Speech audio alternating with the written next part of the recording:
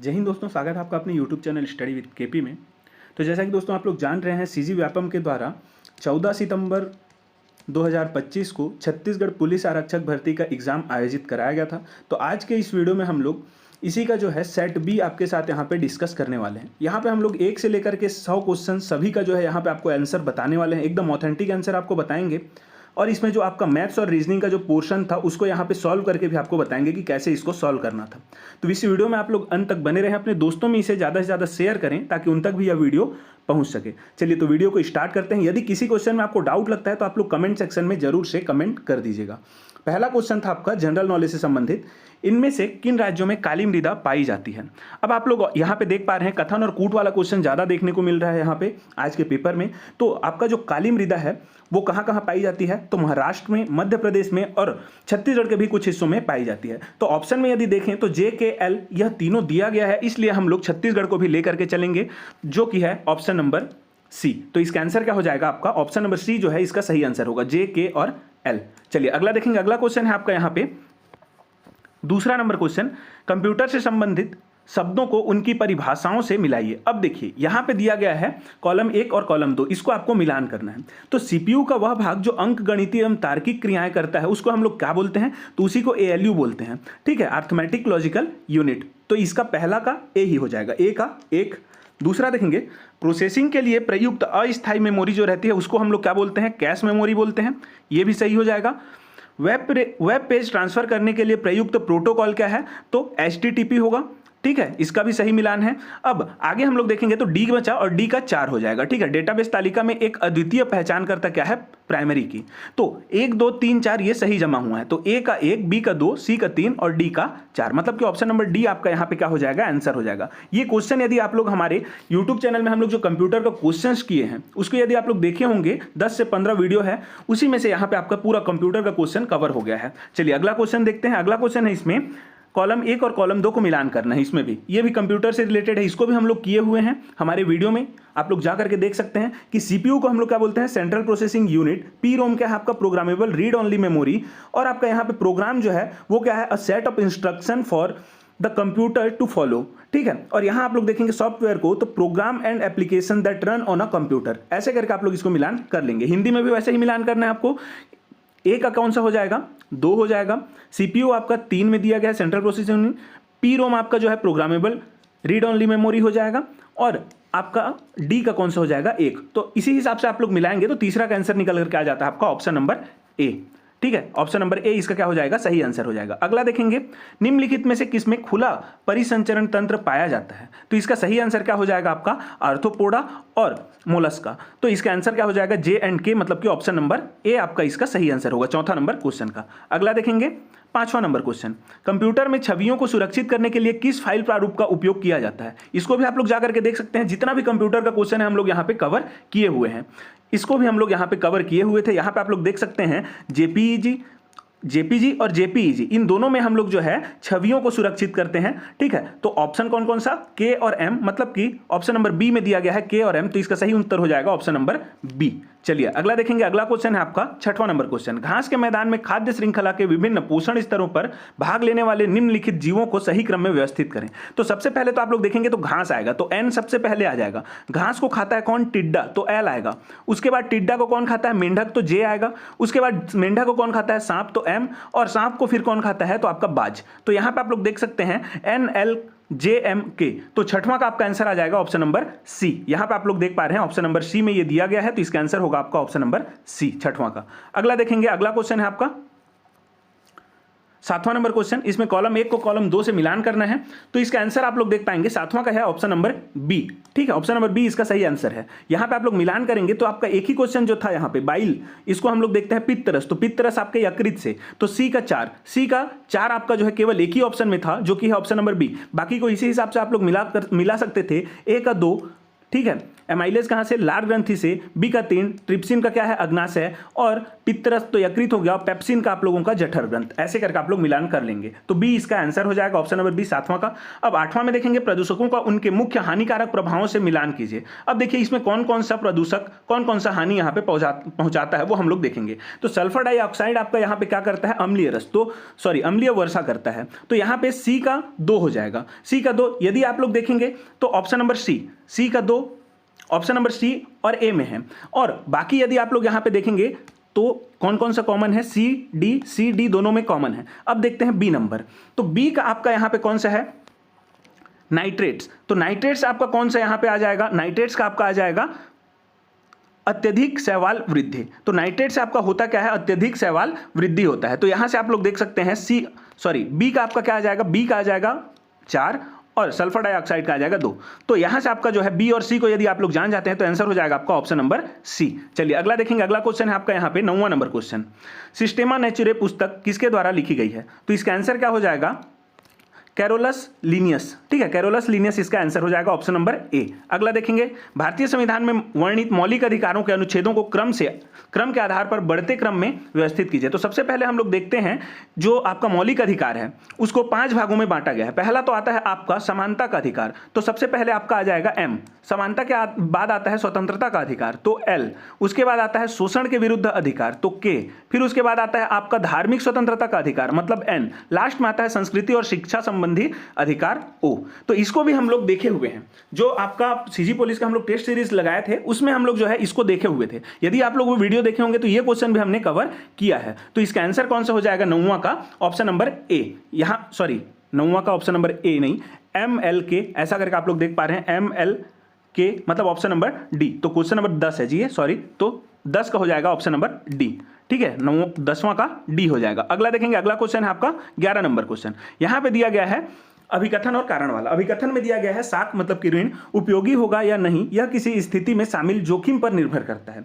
ठीक है, अब अगला देखते हैं कारण।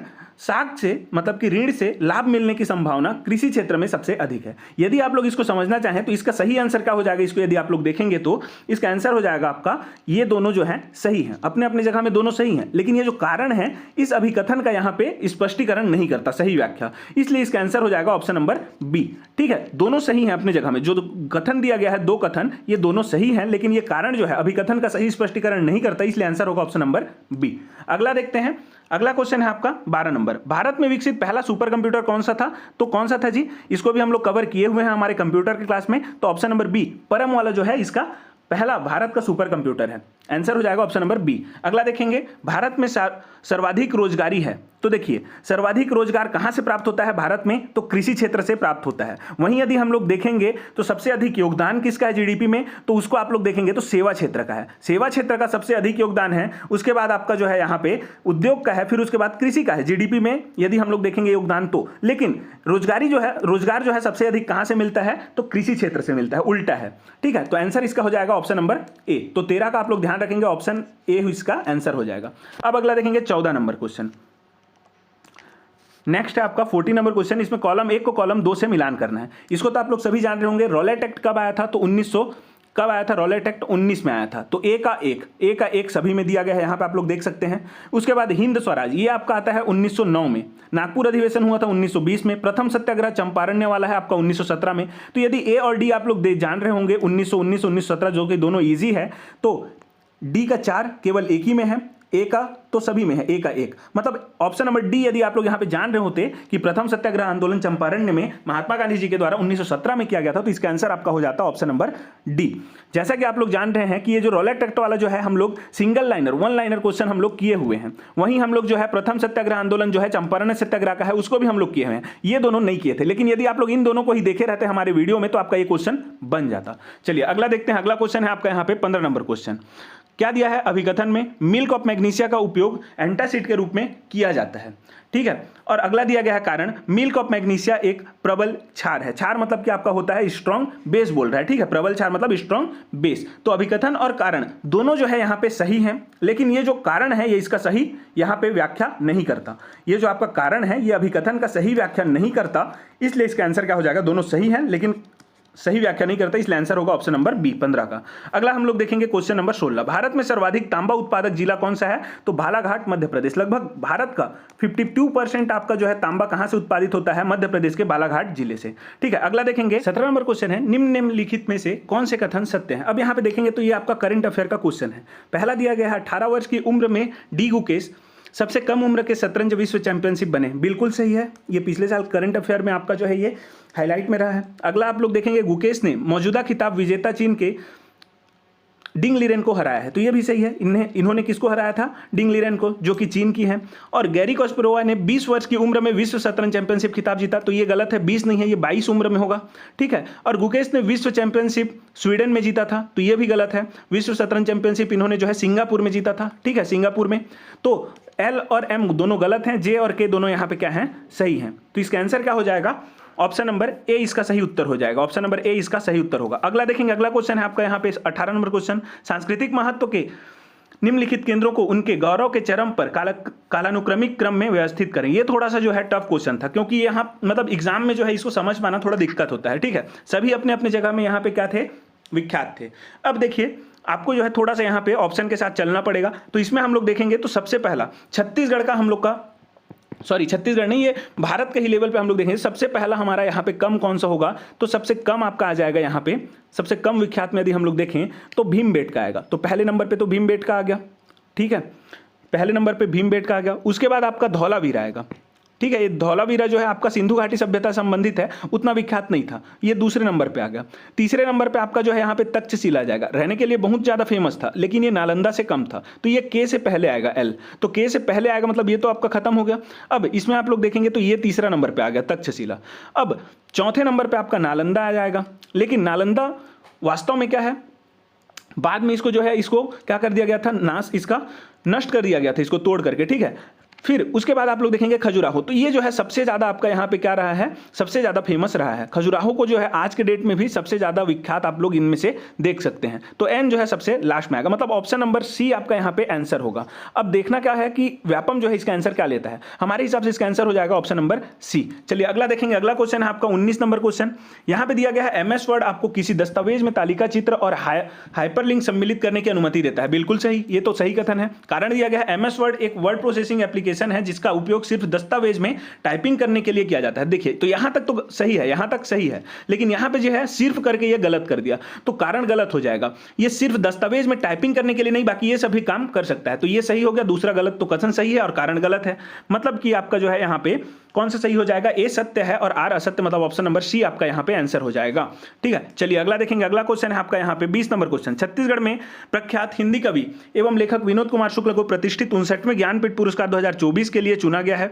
वे इस प्रतिष्ठित पुरस्कार को पाने वाले छत्तीसगढ़ के पहले और 12वें प्रख्यात हिंदी लेखक हैं। इस पुरस्कार को प्राप्त करने वाले पहले हिंदी भाषा के लेखक कौन थे? अब देखिए ये क्वेश्चन यदि आप लोग हमारा जो जनवरी से मई तक वाला जो आपका करंट अफेयर हमने आपको YouTube में प्रोवाइड किया, उसको यदि आप लोग देखे होंगे तो उसमें मैंने पूरा आपको जो है यहाँ पे बताया हुआ था कि हिंदी में सबसे पहले किसको प्राप्त हुआ था? सुमित्रा नंदन पंत जी को प्राप्त हुआ था। इससे रिलेटेड सभी क्वेश्चन मैंने कराया है करंट अफेयर में, तो ये भी हम लोग जो है कवर किए हुए थे। यदि आपने हमारा करंट अफेयर का क्वेश्चन देखा होगा वीडियो, तो उसमें हमने इसको कवर किया था। सुमित्रा नंदन पंत जी को पहली बार मिला था हिंदी के क्षेत्र में। ठीक है, चलिए अगला देखेंगे, अगला क्वेश्चन हो जाएगा आपका 21 नंबर क्वेश्चन है, ये छत्तीसगढ़ से संबंधित है। तो इसको तो आप लोग सभी जान रहे होंगे कि आपका कंडेल नहर सत्याग्रह 1920 में हुआ, सिहावा नगरी जंगल सत्याग्रह 1922 में, भारत छोड़ो आंदोलन 1942 में, और अंग्रेजों का नियंत्रण कब हुआ था यहाँ पे छत्तीसगढ़ में? तो 1818 में। अब इस हिसाब से आप लोग देख लीजिए, इसका आंसर आ जाएगा आपका 21 का ऑप्शन नंबर ए। ठीक है, यदि आप लोग मैंने जैसे बताया वैसे ही मिलान करेंगे तो 21 का आंसर आ जाएगा ऑप्शन नंबर ए। चलिए अगला देखते हैं, अगला क्वेश्चन है आपका यहाँ पे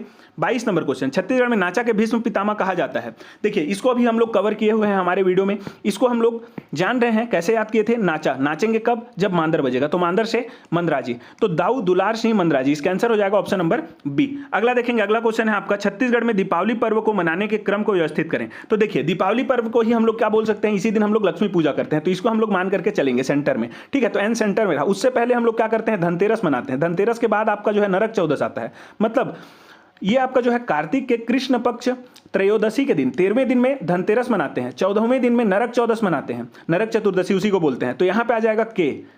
ठीक है, और उसके बाद हम लोग क्या मनाते हैं? आपका लक्ष्मी पूजा। लक्ष्मी पूजा के बाद हम लोग गोवर्धन पूजा मनाते हैं। गोवर्धन पूजा मतलब कि ओ, लास्ट में हम लोग भाई दूज मनाएंगे। तो LKNOM मतलब कि ऑप्शन नंबर ए आपका यहाँ पे क्या हो जाएगा, 23 का सही हो जाएगा। ठीक है, चलिए अगला देखेंगे। अगला क्वेश्चन है 24 नंबर, शिवनाथ तथा वैनगंगा नदी के बीच जल विभाजक रेखा कौन बनाता है? ये क्वेश्चन भी हम लोग कवर किए हुए हैं, तो इसका आंसर क्या हो जाएगा, मैकल श्रेणी हो जाएगा। ठीक है, मैकल श्रेणी आपका इसका आंसर हो जाएगा। मैकल श्रेणी जो है शिवनाथ और वैनगंगा नदी, वैनगंगा जो कि आपकी गोदावरी की सहायक नदी है, इन दोनों के बीच में ये क्या करती है, मैकल श्रेणी यहाँ पे जल विभाजक का कार्य करती है। ठीक है, चलिए अगला देखेंगे। नानकुन मटकू दास ओना पहिरे 150, इस जनौला का अर्थ क्या होगा? तो इसका आंसर हो जाएगा प्याज। प्याज आप लोग देखे होंगे कुछ इस तरीके से रहता है और इसमें जो है कई कवर चढ़े रहते हैं, ऐसे करके लेयर लेयर में रहता है, तो उसी को बोल रहा है नानकुन मटकू दास ओना पहिरे 150। ठीक है, तो आंसर क्या हो जाएगा, प्याज हो जाएगा इसका आंसर। देखेंगे अगला क्वेश्चन देखेंगे। छत्तीसगढ़ में स्थापित निम्न सार्वजनिक क्षेत्र की औद्योगिक इकाइयों को उनके स्थापना वर्ष के अनुसार सही क्रम में लगाइए। तो देखिए यहाँ पे बेलाडीला आपका जो है एनएमडीसी बेलाडीला 1968 में आता है। फिर उसके बाद एनटीपीसी सीपत कब आता है अस्तित्व में? तो 2002 में आता है। और एसईसीएल आपका 1985 में होता है, इसका मुख्यालय बिलासपुर। बाल्को आपका कब आ जाता है? तो बाल्को का आपका है यहाँ पे 1965 में। ठीक है, भिलाई स्टील प्लांट आप लोग देखेंगे तो 1957 आसपास में आता है, 1955-57 में। तो यदि आप लोग इसको क्रम से जमाएंगे सही क्रम में, तो सबसे पहले आपका यहाँ पे कौन सा आएगा, ओ आएगा। ठीक है, 1957 है क्योंकि। फिर उसके बाद आपका कौन सा आएगा यहाँ पे, तो बाल्को आएगा। ओ के बाद में एन के बाद में आप लोग देख पा रहे हैं कि के आएगा, एनएमडीसी बेलाडीला के। ठीक है, फिर उसके बाद आपका एम आएगा जो एसईसीएल है। फिर उसके बाद लास्ट में एल आएगा, तो ONKML। तो ONKML आपका ऑप्शन नंबर किस में है? तो आपका ऑप्शन नंबर बी में ये आंसर दिया गया है, तो ऑप्शन नंबर बी इसका सही हो जाएगा 26 का। अब अगला देखते हैं। अगला क्वेश्चन है 27 नंबर, पंचायती राज क्रियाकलापों पर निम्नलिखित समितियों को आरोही कालक्रम में व्यवस्थित करें। तो इसको आप लोग देखे होंगे, हम लोग ये जो क्वेश्चन है इसको भी किए हुए हैं। ठीक है, ये क्वेश्चन किया हुआ है, हमारे टेस्ट सीरीज में ये क्वेश्चन हम लोग कवर किए थे। देखिए BAGST करके ऐसे हम लोग याद किए थे। तो पहला बलवंत राय मेहता, फिर अशोक मेहता, उनके बेटे रहते हैं ये। ठीक है, उसके बाद आता है GVK राव, फिर LM सिंघवी, ये आता है 1957 में। उसके बाद आता है ये 77 में, 1977 में। ये आपका 85 में बनता है और ये आपका 86 में बनता है, ये सभी 1900 में है। ठीक है, तो यदि आप लोग क्रम से जमाएंगे तो JKLM ही इसका आंसर होगा। तो JKLM तो JKLM आपका कौन सा है? Option number C. तो ऑप्शन नंबर सी इसका क्या हो जाएगा, आंसर हो जाएगा।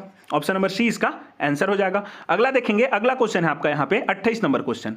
अब यहाँ पे दिया गया है कोरबा जिले तांबे के उत्पादन के लिए प्रसिद्ध है। तो कोरबा जिला तांबा के उत्पादन के लिए नहीं है, ये कोयला उत्पादन के लिए प्रसिद्ध है, तो ये तो गलत हो गया। कोरबा में भारत एल्यूमिनियम कंपनी बाल्को स्थापित है। ठीक है, या फिर स्थित है। तो अभी हम लोग देखें बाल्को जो है 1965 में यहाँ पे हम लोग क्या किए थे, यहाँ पे स्थापित किए थे, तो ये सही है, लेकिन ये गलत है। तो ए गलत है और आर सही है। तो ए गलत और आर सही, मतलब कि आपका ऑप्शन नंबर डी इसका सही हो जाएगा। ठीक है, चलिए अगला देखते हैं। छत्तीसगढ़ में पंचायती राज व्यवस्था की निम्नलिखित में से कौन सी बुनियादी इकाई है? तो यदि आप लोग ये क्वेश्चन जो मैंने अभी आपको पंचायती राज का मैंने वीडियो डाला था एक, आप लोग देखेंगे 2.5 घंटा का, उसमें ये क्वेश्चन हम लोग कवर किए हैं। बुनियादी इकाई कौन सा है पंचायती राज व्यवस्था का? ग्राम सभा। आंसर होगा ऑप्शन नंबर सी। अगला देखेंगे। छत्तीसगढ़ को हर्बल स्टेट घोषित किया गया। ये क्वेश्चन मैंने आपको यूट्यूब में बताया था, जुलाई 2001 में। आप लोग इसको जो है, जो मैं आपको क्विज देता हूं यूट्यूब में, उसको आप लोग किया कीजिए, क्योंकि यहां से भी क्वेश्चन आपका बनता है। अभी मैं आपको बताऊंगा 3-4 क्वेश्चन जो है हमारे यहां पे जो क्विज करते हैं हम लोग यूट्यूब में पोस्ट के माध्यम से, वहां आपको देखने को मिल जाएगा। कम्युनिटी सेक्शन में मैं आपको क्वेश्चन प्रोवाइड करता हूं प्रत्येक दिन 2 से 3 क्वेश्चन, वहां से आपको कई क्वेश्चन आपको देखने को मिलेगा। तो हम लोग देखे थे कि जुलाई 2001 में जो है आपका क्या हुआ था, यहाँ पे छत्तीसगढ़ को हर्बल स्टेट घोषित किया गया था। तो 2001 इसका आंसर हो जाएगा, ये हम लोग देखे हुए हैं, तो ऑप्शन बी इसका सही आंसर होगा। अगला देखेंगे 31 नंबर क्वेश्चन। छत्तीसगढ़ की मुख्य फसल नहीं है, तो इसको तो आप लोग सही करके आए होंगे। बादाम जो है छत्तीसगढ़ का मुख्य फसल नहीं है, ऑप्शन नंबर सी। अगला देखेंगे। छत्तीसगढ़ की जनजातियों में निम्नलिखित में से कौन सी विवाह पद्धति पाई जाती है? तो जनरली यहाँ पे आपका सभी जो आपको देखने को मिलेगा, विनिमय विवाह, हट विवाह, अपहरण विवाह, क्रय विवाह, सभी देखने को मिलता है। तो आंसर क्या हो जाएगा आपका? ऑप्शन नंबर डी इसका आंसर हो जाएगा, ऑप्शन नंबर डी। अगला देखेंगे। सेमीकंडक्टर निर्माण प्लांट की आधारशिला हाल ही में कहां रखी गई है? तो करंट अफेयर मैंने आपको बताया था, सेमीकंडक्टर प्लांट की आधारशिला कहां रखी गई है, तो नवा रायपुर में आपका जो है ये रखा गया है। जो वीडियो मैंने आपको बताया है महामैराथन वाला 500 क्वेश्चन वाला, उसमें हमने इसको भी कवर किया है। लगभग आपको मैं आज बताऊंगा कि कितना क्वेश्चन जो है हम लोग यहाँ पे कवर किए हुए हैं। चलिए अगला देखते हैं। अगला क्वेश्चन आपका यहाँ पे है, नीचे छत्तीसगढ़ में धान की खेती से जुड़े 5 चरण दिए गए हैं, सही क्रम में बताइए इसको। सबसे पहले हम लोग क्या करते हैं, जुताई, तो एन पहले आएगा। उसके बाद हम लोग क्या करते हैं, बुआई करते हैं तो एम आएगा, फिर उसके बाद रोपाई करते हैं। बुआई और रोपाई में अंतर क्या है, पहले हम यहाँ पे हम लोग बीज का छिड़काव करते हैं, फिर उसके बाद कुछ लगभग आपका जो है 10 से 15 सेंटीमीटर जब धान हो जाता है उसको हम लोग किसी दूसरे खेत में ले जा करके जब लगाते हैं उसको बोलते हैं रोपाई। तो ये हो जाएगा के। फिर उसके बाद हम लोग क्या करते हैं, निंदाई करते हैं, घास वगैरह जो रहता है उसका, तो एल हो जाएगा। उसके बाद आपका कटाई करते हैं ओ, तो NMKLO, NMKLO आपका 34 नंबर का आंसर हो जाएगा। सी में दिया गया है ये, ठीक है, ऑप्शन नंबर सी इसका आंसर हो जाएगा। अगला देखेंगे 35 नंबर क्वेश्चन, एड़ी के धोवन होना मुहावरे का अर्थ क्या है, तो एकदम तुच्छ होना इसका आंसर हो जाएगा, ऑप्शन नंबर डी। अगला देखेंगे 36 नंबर क्वेश्चन, छत्तीसगढ़ में ग्रीष्मकाल का अधिकतम तापमान 82 डिग्री से अधिक रहता है, ठीक है, तो कथन सही है, 82 डिग्री से अधिक रहता है ग्रीष्मकाल का तापमान, अधिकतम तापमान। और कर्क रेखा छत्तीसगढ़ से गुजरती है जिस पर ग्रीष्मकाल में सूर्य का प्रकाश सीधा चमकता है, तो ये भी सही है और कारण भी सही, स्पष्टीकरण है इसका, ठीक है, तो दोनों सही है और स्पष्टीकरण मतलब व्याख्या भी इसका सही है, तो ऑप्शन नंबर ए इसका क्या हो जाएगा, सही आंसर हो जाएगा क्वेश्चन नंबर 36 का। अगला देखते हैं 37 नंबर क्वेश्चन, 100 से कम व्यक्ति प्रति वर्ग किलोमीटर जनसंख्या घनत्व जनगणना 2011 के अनुसार वाले जिले कौन कौन से हैं। तो यदि आप लोग यहाँ पे जो दिया गया है इसको आप लोग डाटा निकाल करके देखेंगे तो इसमें आपका नारायणपुर और दंतेवाड़ा, केवल इन्हीं दोनों में आपका जो है 100 से कम जो है प्रति वर्ग किलोमीटर में जो व्यक्ति हैं वो रहते हैं, मतलब जनघनत्व जो है केवल इन्हीं में जो है 100 से कम है। नारायणपुर का आपका कितना आपका है, तो 30 है। दंतेवाड़ा का आपका लगभग कितना है, 45 है। बस्तर का आपका कितना है, तो 140 है। जसपुर का 202 है। तो देखेंगे यही दोनों जो है 100 से कम है, तो जे और के इसका आंसर हो जाएगा। जे और के मतलब कि ऑप्शन नंबर कौन सा हो जाएगा, ऑप्शन नंबर डी इसका आंसर होगा, ठीक है। चलिए अगला देखेंगे, अगला क्वेश्चन है आपका 38 नंबर क्वेश्चन, मराठा शासनकाल में सूबेदार का मुख्यालय छत्तीसगढ़ में कहाँ स्थित था। ये क्वेश्चन हम लोग किए हुए हैं। आप लोग जो भी हमारा टेस्ट सीरीज जो YouTube में हम लोग चलाए थे 16 से 17, उसमें आप लोग देखेंगे पूरा हम लोग इसको कवर किए थे। इसका आंसर क्या होगा, रतनपुर, ऑप्शन नंबर बी। चलिए अगला देखेंगे, निम्नलिखित घटनाओं को क्रमशः वर्ष के अनुसार व्यवस्थित कीजिए। अब सबसे पहले आप लोग देखेंगे यहाँ पे, तो सबसे पहले होता क्या है, छत्तीसगढ़ में जो है यहाँ पे आपका मराठों का आक्रमण होगा। तो सबसे पहले आक्रमण करेंगे, आक्रमण करने के बाद कलचुरियों का शासन अंत होगा, इसको आप लोग ध्यान रखेंगे। सबसे पहले आक्रमण करेगा मराठे लोग, ठीक है, मराठे लोग सबसे पहले आक्रमण करेंगे, उसके बाद जो है आक्रमण करते हैं तब कलचुरी लोग हारते हैं, तो इनका अंत होता है। तो एल के बाद के आएगा, इसको आप लोग ध्यान रखेंगे। उसके बाद जो है कलचुरियों का अंत होता है, तो यहाँ पे आपका क्या आ जाता है, बिंबाजी भोसले आते हैं प्रत्यक्ष रूप से शासन करने के लिए। फिर उसके बाद बिंबाजी भोसले के बाद सूबा शासन आता है, वो अंत हो जाता है, तो एम आएगा। उसके बाद लास्ट में आपका जो है क्या आ जाता है, छत्तीसगढ़ ब्रिटिश नियंत्रण में आ जाता है, तो ये आपका हो जाएगा LKNMO। तो LKNMO मतलब ऑप्शन नंबर सी आपका यहां पे क्या हो जाएगा, आंसर हो जाएगा 39 का। 40 में देखेंगे, वर्तमान में छत्तीसगढ़ के पुलिस महानिदेशक कौन है।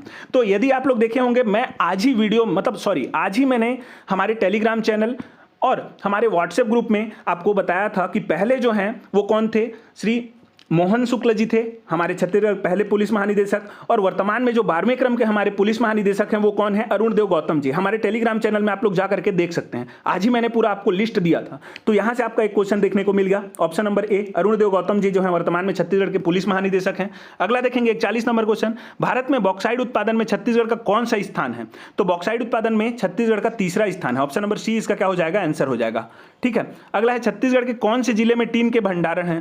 तो टीन के भंडार आपका जो है सुकमा में आपको देखने को मिलेगा छत्तीसगढ़ में।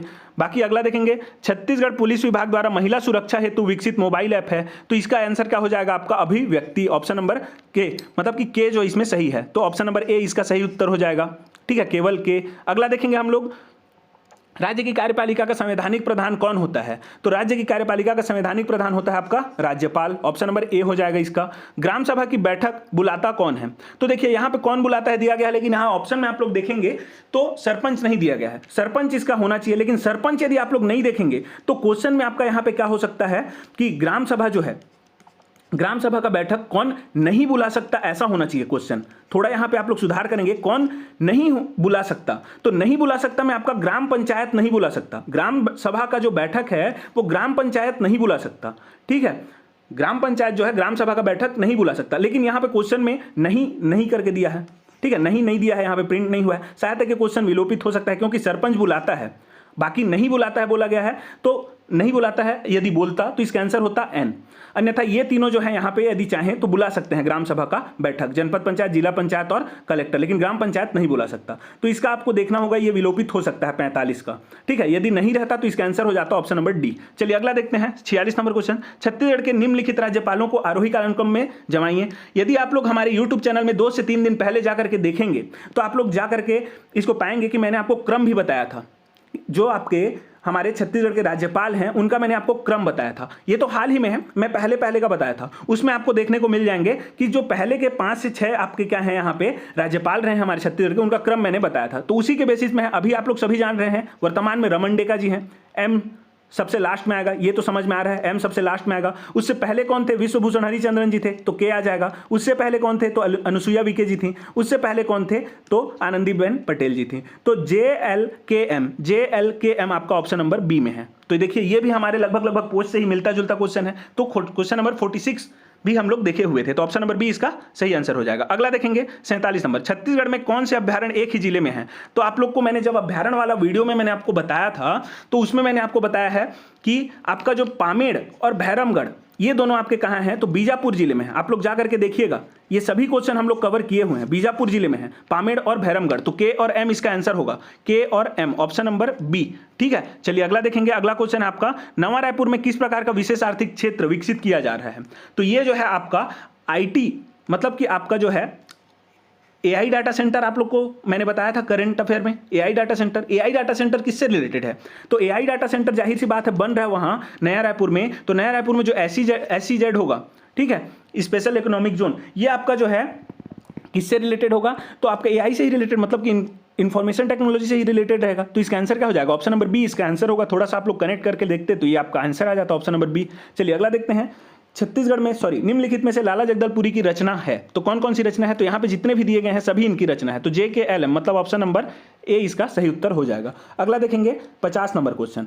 यहाँ पे आपको राजधानी दिया गया है उनका और यहाँ पे राज्य दिया गया है, तो इसको आपको मिलान करना है कैपिटल के साथ में। तो उत्तराखंड का आप लोग जान रहे हैं देहरादून है, चेन्नई का आपका तमिलनाडु का चेन्नई है, उत्तर प्रदेश का लखनऊ है, तेलंगाना का हैदराबाद है। तो ऐसे आप लोग मिलाएंगे तो 50 नंबर क्वेश्चन का आपका आंसर आ जाएगा यहाँ पे ऑप्शन नंबर बी में आपका ऐसा मिला हुआ है। ठीक है, आप लोग देखेंगे बी में ऐसा मिला हुआ है। अगला देखेंगे, अगला क्वेश्चन है आपका यहाँ पे 51 नंबर क्वेश्चन। अब यहाँ पे देखिए थोड़ा सा आपका यहाँ से मैथ्स वाला क्वेश्चन स्टार्ट होता है। चलिए अब हम लोग यहाँ पे देखते हैं कैसे सॉल्व करना है। यहाँ पे नेक्स्ट लेटर पूछा है, मतलब यहाँ क्या आएगा? तो ये जो है 2 सीरीज चल रहा है। एक आता है आप लोगों का A से B, B से C, C से D, D से E, E के बाद आपका क्या आएगा? F। तो इसका F आपका ऑप्शन कौन सा दिख रहा है? Option number D। तो आंसर हो जाएगा ऑप्शन नंबर D। अगला देखेंगे, क्वेश्चन दिया गया है, एक कॉन्फ्रेंस में बोलने से अधिक सुनने पर ध्यान देना चाहिए, क्यों? क्योंकि इससे विचारों के आदान प्रदान में सुविधा होती है। तो आंसर हो जाएगा ऑप्शन नंबर A। ठीक है, अगला देखेंगे 53 नंबर क्वेश्चन। यदि 18 फरवरी 1997 को मंगलवार था तो 18 फरवरी 2000 को कौन सा दिन होगा? तो देखिए ये बहुत आसान है। यदि हम लोग इसको समझें 18 फरवरी 1997, तो 1997 है, उसके बाद 1998 आएगा, उसके बाद 99 आएगा और यहां पे हमको पूछा है क्या? 18 फरवरी 2000। अब देखिए यहां 97 में आपका क्या ये लीप ईयर है? लीप ईयर नहीं है, मतलब इसमें आपका जो ऑड डे आएगा यहां से यहां तक हम लोग आएंगे तो 1 दिन का वृद्धि होगा। मतलब 1 दिन का वृद्धि कैसे होगा? यहां यदि मंगलवार है तो 98 में 18 फरवरी को कौन सा दिन आएगा? बुधवार आएगा। ये मैं बोलना चाह रहा हूं। ठीक है, वैसे ही 98 भी आपका लीप ईयर नहीं है, मतलब 1 दिन का वृद्धि होगा। 98 से 99 जाएंगे तो यहां भी 1 प्लस होगा, 1 दिन का वृद्धि। तो बुधवार से अब हम लोग 98 से 99 जाएंगे तो बुधवार से आपका क्या होगा? गुरुवार होगा। ठीक है, गुरुवार होगा। अब देखिए 99 से 2000 जाएंगे तो 99 में भी आपका जो फरवरी पड़ेगा वो भी आपका लीप ईयर वाला नहीं है, मतलब 28 दिन का होगा। तो यहाँ पे भी +1 होगा, +1 होगा, मतलब गुरुवार में और एक हम लोग बढ़ाएंगे तो 18 फरवरी 2000 आ जाएगा हमारा। तो गुरुवार में और एक दिन बढ़ाएंगे तो क्या आएगा? शुक्रवार। तो शुक्रवार अपना यहाँ पे आंसर होगा, मतलब ऑप्शन नंबर सी फ्राइडे इसका आंसर होगा 53 का। ठीक है, ऐसे इसको सॉल्व करना रहता है। अगला देखेंगे हम लोग, अगला क्वेश्चन है, if cat is written as, यहाँ पे आप लोग देख पा रहे हैं कैट को मैंने क्या लिख दिया? CAT, कैट को लिख दिया 3 1 2 0, तो 3 1 2 0 ऐसे लिख दिया मैंने। ठीक है, तो आप लोग यदि देखेंगे अल्फाबेटिकल ऑर्डर में ABCD यदि आप लोग लिखेंगे 26 तक, 1 से लेकर के 26 तक, A को Z के साथ में, तो देखिए C तीसरे नंबर में आता है, ABC, C तीसरे नंबर में, A पहले नंबर में, T 20 नंबर में, तो वैसे ही जमा हुआ है। अब डॉग लिखेंगे DOG, तो D आपका कौन से नंबर में? 4 नंबर में आता है, और O आपका 15 नंबर में आता है, और G आपके 7 नंबर में। तो 4 1 5 7, तो 4 1 5 7 ऑप्शन नंबर बी। तो इसका आंसर हो जाएगा ऑप्शन नंबर बी। ठीक है, अगला देखेंगे, यदि फूल को पेड़ को लाल, लाल को स्वर्ण और स्वर्ण को श्वेत कहा जाता है तो आभूषण किससे बनेगा? तो आभूषण हम लोग जान रहे हैं स्वर्ण से बनता है, सोने से, और स्वर्ण को क्या बोला गया है यहाँ पे? स्वर्ण को श्वेत बोला गया है, तो किससे बनेगा आभूषण? श्वेत से बनेगा। तो ऑप्शन नंबर सी इसका क्या हो जाएगा? आंसर हो जाएगा 55 का। ठीक है, अगला देखेंगे, ये है आपका संबंध वाला। तो ये जो संबंध वाला रहता है इसको आप लोगों को कैसे सॉल्व करना रहता है, जो सेम पीढ़ी के रहते हैं, जैसे पति पत्नी हुए वो सेम पीढ़ी, माता पिता हुए सेम पीढ़ी, ठीक है। माता पिता के बाद बेटा आएगा या फिर उनके माता पिता आएंगे, दादा दादी, वो लोग को एक पीढ़ी ऊपर या फिर नीचे करेंगे। तो ऐसा इसको सॉल्व करना रहता है। अब यहाँ पे मैं आपको बता रहा हूँ, देखिए एक्स वाई का पति है, एक्स वाई का पति है, मतलब एक्स और वाई सेम लेवल पे रहेंगे, पति पत्नी है तो ठीक है, सेम पीढ़ी के हैं। अब वाई का पति है, मतलब वाई क्या है, फीमेल, आसानी के लिए हम लोग लिखते चलेंगे, यहाँ पे फीमेल और यहाँ पे ये मेल। अब यहाँ पे बोला गया है ए एक्स की बहन है। अब बहन है मतलब सेम इसी लेवल में होगी एक्स की, तो ए जो है इसकी बहन है, मतलब ये फीमेल है ए, ठीक है। क्या पता आगे क्वेश्चन में पूछ ले, इसलिए मैं मेल और फीमेल लिखते चल रहा हूँ, ठीक है। अब उसके बाद देखेंगे डी वाई की बहन है, तो डी जो है वाई की सेम इसी लेवल में है, वाई की बहन है मतलब, तो डी वाई की बहन है, तो ये भी फीमेल है। अब देखिए डी और एक्स में कैसे संबंध है, तो देखिए डी और एक्स में पूछा। अब देखिए अब हम लोग इसको जानते नहीं कि कौन कौन सा यहाँ पे इनका क्या है, जेंडर क्या है, लिंग क्या है, तो कैसे हम लोग संबंध बता सकते। तो देखिए यहाँ पे आपका जो है ये मेल है और ये फीमेल है, मतलब ये जो एक्स है इसकी पत्नी की बहन इसकी क्या होगी, साली होगी, तो आंसर क्या हो जाएगा, एल हो जाएगा, ठीक है। तो एल इसका आंसर हो जाएगा, तो केवल एल, मतलब ऑप्शन नंबर सी इसका आंसर हो जाएगा, ठीक है। चलिए अगला देखते हैं 57 नंबर क्वेश्चन। यहाँ पे दिया गया है समुद्र तल पर पानी 100 डिग्री सेल्सियस पर उबलता है, ये कथन सही है। ये साइंस का क्वेश्चन है, आपको इसको याद करना पड़ेगा या फिर समझ के चलना पड़ेगा। और क्यों, तो इसका कारण भी होता है क्योंकि वायुमंडलीय जो दबाव रहता है, मतलब जो प्रेशर रहता है, एटमॉस्फेरिक प्रेशर, उससे पानी का जो आपका बॉइलिंग पॉइंट रहता है, मतलब कि क्वथनांक, वो प्रभावित होता है, ठीक है। तो ये कारण भी सही है और स्पष्टीकरण भी सही है, ठीक है। तो कथन और कारण दोनों सही है, व्याख्या भी सही है, मतलब ऑप्शन नंबर ए इसका क्या हो जाएगा, सही आंसर होगा 57 का, ठीक है। 58 देखेंगे, मोहित ने मोहन का परिचय, सॉरी देखिए इसको अब हम लोग समझते हैं। मोहित ने क्या बोला, मोहन के बारे में बता रहे हैं आपको, ठीक है। मान के चलिए ये मोहित है और ये आपका मोहन है, तो मोहित क्या बोल रहा है मोहन के बारे में कि जो मोहन है उसके पिता की पत्नी, मतलब मोहित का जो पिता है, ठीक है, मोहित के जो पिता हैं उसकी पत्नी के इकलौते भाई का बेटा के रूप में बताया, किसको, मोहन को। तो मोहन ने बोला कि मेरे जो पापा हैं उनकी जो पत्नी है और उनके जो इकलौते भाई हैं उनका बेटा है कौन, मोहन। मतलब कि मोहित की जो मम्मी है उसका भाई मोहित का क्या लगेगा, मामा लगेगा। अब मामा का ये बेटा है कौन, मोहन, तो मामा का बेटा क्या लगता है, मामा का बेटा भाई लगता है। तो मोहित और मोहन कैसे संबंधित होंगे, तो भाई से संबंधित होंगे, दोनों का रिश्ता क्या होगा, भाई का होगा। तो ऑप्शन नंबर सी इसका आंसर हो जाएगा। अगला देखेंगे 59 नंबर क्वेश्चन, मॉस्लो के आवश्यकता के पदानुक्रम के अनुसार निम्नलिखित प्रविष्टियों को व्यवस्थित कीजिए। तो इसका आंसर क्या हो जाएगा, ऑप्शन नंबर सी। यदि आप लोग इसको जमाएंगे तो इसी क्रम में आपका जमेगा, सी वाले क्रम में, KLMNO, ठीक है, KLMNO, ऐसे ही आपका ये क्रम से जमेगा, ठीक है। चलिए अगला देखेंगे, अगला क्वेश्चन है आपका, गार्टनर के ई गवर्नेंस के मॉडल की 4 अवस्थाओं का सही क्रम है। तो ये भी एकदम बिल्कुल सही जमा हुआ है, KLMN, पहले उपस्थिति, फिर इंटरेक्शन, फिर लेन देन, फिर परिवर्तन। तो KLMN मतलब कि ऑप्शन नंबर बी इसका सही आंसर हो जाएगा। तो 61 नंबर क्वेश्चन हम लोग देखते हैं, ये आपका डायग्राम वाला है। यहां आपको देखने को मिलेगा, पूछ रहा है कॉलम 1 में कॉलम 2 को मिलान करना है। तो 1 में क्या बोला गया है, पहला में वृत्त के अंदर नंबर, तो वृत्त के अंदर नंबर कौन सा है, तो देखिए वृत्त के अंदर आपका 4 भी है, 5 भी है, 2 भी है और 3 भी है, ये सभी हैं, ठीक है। अब देखिए इसमें देखेंगे और इसमें देखेंगे, दोनों में आपका अंतर है, हिंदी और इंग्लिश में। तो यहां पे आपका टाइपिंग मिस्टेक बोल सकते हैं, या तो थोड़ा सा क्वेश्चन विलोपित भी हो सकता है, क्योंकि दोनों में अलग अलग दिया गया है। इधर देखेंगे तो ओनली दिया है, लेकिन यहाँ पे ओनली का नहीं है कोई भी जिक्र, ठीक है। तो इसको हम लोग पढ़ेंगे तो number lie only inside the circle, मतलब केवल सर्कल के अंदर में ही आना चाहिए, वृत्त के अंदर में। तो देखिए केवल वृत्त के अंदर में केवल 3 ही आ रहा है, बाकी ये तो आपका ट्रायंगल में भी आ जा रहा है 4, और 5 तो इन तीनों में आ रहा है, इसमें भी आ जा रहा है 2, ये रेक्टेंगल में, तो केवल 3, मतलब वृत्त के अंदर में आपका कौन सा आ जाएगा, केवल बोलेगा तो 3 आ जाएगा। अब number common to circle and triangle only, अब यहाँ पे देखिए ओनली दिया है लेकिन इसमें ओनली नहीं दिया है, मतलब सिर्फ का जिक्र कहीं पे नहीं है, तो इंग्लिश में सही आंसर आएगा, ठीक है। Number common to circle and triangle only, तो सर्कल और ट्रायंगल के अंदर में यदि हम लोग देखें तो ये तो पहला आ गया 3, फिर उसके बाद दूसरा का देख रहे हैं सर्कल और ट्रायंगल, तो सर्कल और ट्रायंगल मतलब इसमें भी होना चाहिए, ट्रायंगल में भी और सर्कल में भी। तो सर्कल और ट्रायंगल में आप लोग देखेंगे कॉमन, तो आपका जो है ये 4 आ रहा है कॉमन, तो इसका 4 आ जाएगा, ठीक है। तो ए का 3, बी का 4। अब वैसे ही तीसरा हम लोग देखेंगे तो number common to rectangle and triangle, तो रेक्टेंगल और ट्रायंगल में कॉमन कौन सा है, तो ये है आपका ट्रायंगल, ये वाला, और ये है आपका रेक्टेंगल। इन दोनों में कॉमन है आपका कौन सा, 5 और 9। तो देखिए number common to rectangle and triangle only, बोला गया है ओनली, तो यहां पे आप लोगों को रेक्टेंगल और ट्रायंगल का ही देखना है। यहां आपका जो 5 है ये वृत्त में भी आ जा रहा है, सर्कल में, इसलिए केवल इसका क्या होगा, 9 होगा, तो सी का 4, और जो बचा आपका यहां पे 5 वो किसका हो जाएगा, जो सभी आकृतियों के अंदर आ रहा है। तो ये जो है सभी आकृतियों के अंदर आ रहा है 5। तो ऐसे ही आपको इसको मिलान करना है। तो 61 का आंसर आ जाएगा ऑप्शन नंबर सी। जब आप लोग मिलान करेंगे तो आंसर होगा इसका कौन सा, ऑप्शन नंबर सी इसका आंसर हो जाएगा। चलिए अगला देखते हैं। अगला क्वेश्चन है आपका 62 नंबर क्वेश्चन। अब इसमें आपको जो है थोड़ा सा यहाँ पे धैर्य रख करके इसमें गिनना पड़ेगा। अब देखिए स्ट्रेट लाइन बोल रहा है, तो स्ट्रेट लाइन मैं आपको बता रहा हूं। पहला तो ये वाला स्ट्रेट लाइन हो गया पूरा यहां से लेकर के ऐसे करके ये वाला, दूसरा ये वाला स्ट्रेट लाइन हो गया, गिनते चलिए ये 2 हो गया।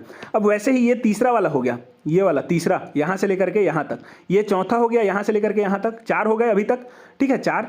अब उसके बाद ये वाला एक होगा 5, वैसे ही ये होगा 6, ये होगा 7, ये होगा 8। उसके बाद यहां से लेकर के यहां तक एक 9 हो गया, ये 10 हो गया। अब उसके बाद ये वाला जो है 11, 12, 13, मतलब स्ट्रेट लाइन आपके कितने हो गए, स्ट्रेट लाइन 13 हो गए। अब वैसे ही मैं यदि यहाँ पे आपको क्या गिन करके दिखाऊं, स्क्वायर, तो स्क्वायर आप लोग देखेंगे तो ये आपका एक स्क्वायर हुआ यहाँ पे, ये वाला, ये एक square, 2 square, 3 square, 4 square, 5 square, और एक ये अंदर वाला 6 और ये एक 7। तो केवल 7 स्क्वायर हैं। तो स्क्वायर कितने हो गए 7। तो देखिए स्क्वायर 7 और स्ट्रेट लाइन 13।